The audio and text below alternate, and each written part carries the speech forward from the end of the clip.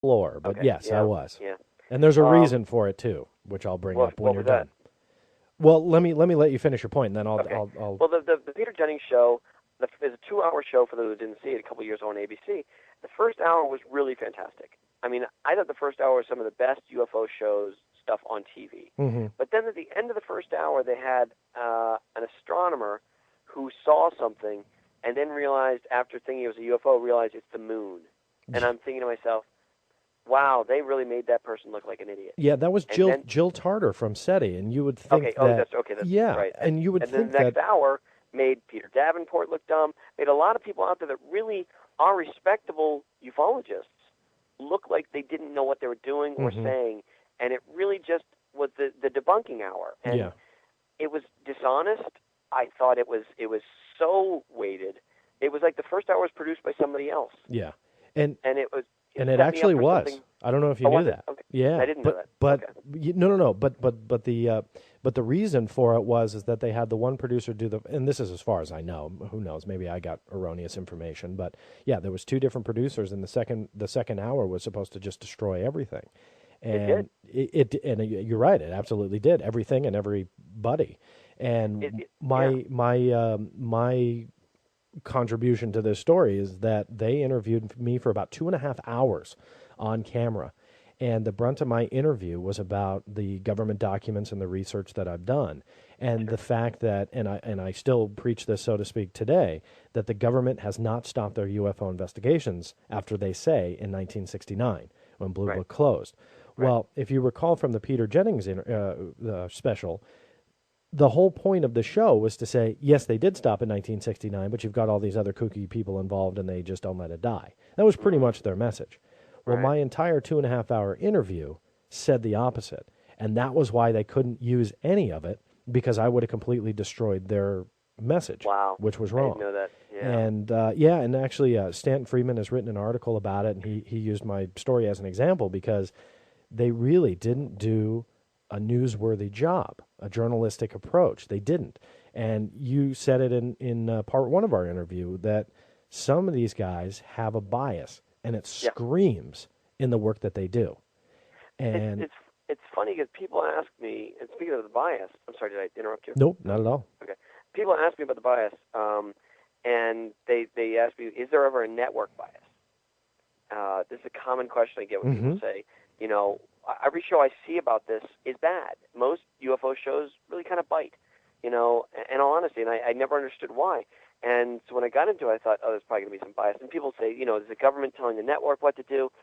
And I think you'll say the same thing. I don't think the network has ever told you and I No. what to put on TV. Yeah. They've said we won't buy that show, but if we come up with a good story, you know, whether it's Ted Phillips or whoever the story is about cases they haven't heard or evidence, I don't think we've ever had somebody say, you know, I don't think that's going to work. And the only times we've ever had that are individual producers we've worked with that may say, you know, I don't know about that subject, or this is the story I'd like to tell. But I think for the most part, you and I have been able to kind of, I don't know if it's steamrolling it through or just coming up with a intriguing topic. Yeah. We've never had the network, other than telling us how to use certain tense in a script or, you know, things like that. They've never said, don't use this expert, don't use this, or you must use this debunker. Yeah. Yeah, I Not think that once. that's a big point to make, especially for those who think that there's a huge conspiracy out there with some of these networks saying you can't say this and you can't say that. That really isn't how it is, like you said. Yeah, I think what it comes down to is if you tell a good story, their right, job is to make sure that what they put on their network is a good story, and they do right. their job. If you tell a good story about debunking UFOs, but it's told in a good story way, it's going to go on the air. That doesn't mean that that's their aim and goal is to get debunking of the UFO topic. That just means it's told in a good way. And unfortunately, in this business, you've got so many producers that have that bias. What do you get in the end? You have a Right. good story that debunks UFOs, and that's what gets on the air. And there's a lot of, there's a lot of stories that I actually think, to me, in all honesty, I would say about 99% of sightings can be explained. I'd say probably even more than that. Mm-hmm. But all it takes is that one or two that can't be. And that's what I'm intrigued with, is some of these stories that we come up with. And some of these stories I don't think the Delphos had been on TV before. I don't know if some of the other ones we've done have been on TV, and no one had ever said to us, "Please don't do this." And I think that's kind of, it was refreshing. Although I had somebody at a convention after I spoke come up to me and say, "So they got to you too, huh?" And they were like, as if I was a government stooge all of a sudden. And I'm like, Oh, you let the "Trust me." cat out of the bag? You told people Yeah, finally, huh? yeah. Oh, I okay. just was like, You wear the black okay. suit at night. All of a sudden, I'm a government stooge. Yeah. Uh-huh. So, Well, that you one know, I actually buy. yeah. And in How fact, much I time was do the we have one that left? planted that rumor. I'm sorry. Oh, well, that Yeah. thank you. It's funny because I've talked to people that were JFK researchers, Mm-hmm. and they do say things like that sometimes. Is they've said to me, I've mentioned, well, what about this person? Well, that's a government stooge. What about this person? Well, he's a child molester, or whatever it is. They'll say something bad about them. I'm like, wow, no. Just sometimes somebody may have different research than you. Yeah. Nick Redfern has written a book that's very different than what Stan Friedman wrote. They're friends. They just disagree. Yeah. And it's very interesting, the politics of ufology. Oh, And I don't know what your ideas are about when you're doing research for this and you find out, and I won't name names, but I ran into this too, where they'll ask you, well, who else is involved with the program? And, excitedly, I'll say, oh, I've got this person and this person and this person. They go, oh, you have that person? No way. No, that's it. I'm not. And it's like they won't take part in the program because so-and-so is in it. And I think that's ridiculous. And the politics just scream in this field. You're absolutely right.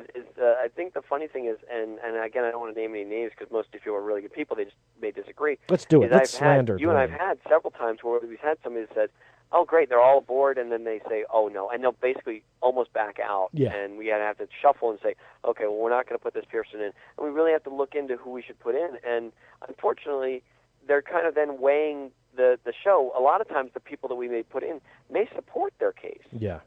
But they just don't want them personality-wise, and there's the thing I didn't know, and you sort of explained this to me going in, is there is a lot of different groups within the ufology field, and some of them don't agree with each other. Some of them, I'm mentioning people I'll be talking, and I'll say, oh yeah, I know so-and-so, or I've interviewed so-and-so, and they'll look at it going, oh, that guy's, he's the worst. And it's just because they've both been to the place, they've both done the research, they may disagree on something, but they may both have books they're trying to sell that contradict each other. Yeah. And I think that's unfortunate that happens, because I think the goal should be all of us kind of piling all this stuff into one big thing and seeing what we can do. I don't think there's a lot of money to be made in UFO books and things like that. I think they sell, but not huge. Mm-hmm. So I think you sure don't see him on the territorial. New York Times bestseller list every week. What's And that? that's not, I said, you don't see them on the New York Times No, bestseller no. every week. And that's No. not because they're not good books. It's just because they're not the big sellers that people think, oh, you're involved in the UFO field. You must be in it for the money. I've heard Trust that me. before. Yeah. I've heard people talk about you and I doing these shows for me. I can tell you, like I said before, there wasn't a lot of money in these things. I pretty much, when my role as producer, I took a cut from what I was making before because I liked the subject and Yeah. I liked the stories and I liked working with you so much that it. And you'll back me up on this. How many hours a day were we working? Yeah, it was insane. Yeah, there would be times that you and I would be there past midnight. And no overtime. Many days, both doing this stuff. And there are times I was doing that show and another show at the same time. Mm-hmm. When we were working on some of the other shows. I just remember you and I would be some of the first ones. You would be there first in the morning, but I just remember both of us being there many times till late in the evening, and nerves getting frazzled, and people not understanding we're working on such a small budget, and taking the budget, shuffling it again, Mm-hmm. trying to squeeze every penny we could onto the screen.